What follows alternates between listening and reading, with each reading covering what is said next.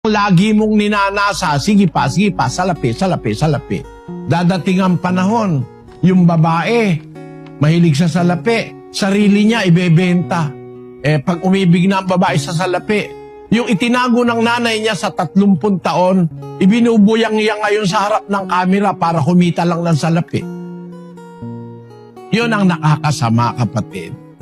Pero kung yung pagnanasa mo pa na makakita pa yung mata mo, ako ganun. Matagal ko nang binasa Biblia. Nung basahin ko Biblia, 17 pa lang ako eh. Yung nasa ng mata ko, makakita pa ako. Pinapakinabangan ko, kapatid. Yung mata hindi kasi nasisiyahan yan eh.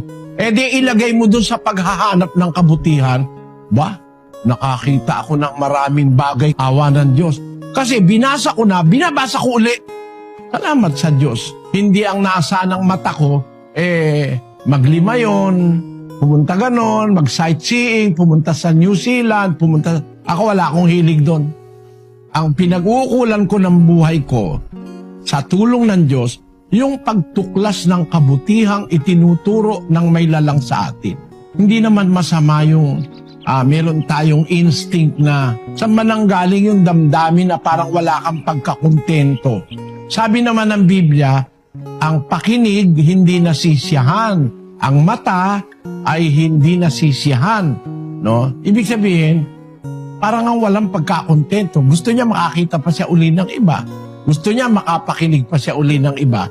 Gamitin lang natin sa mabuti, walang mangyayaring masama.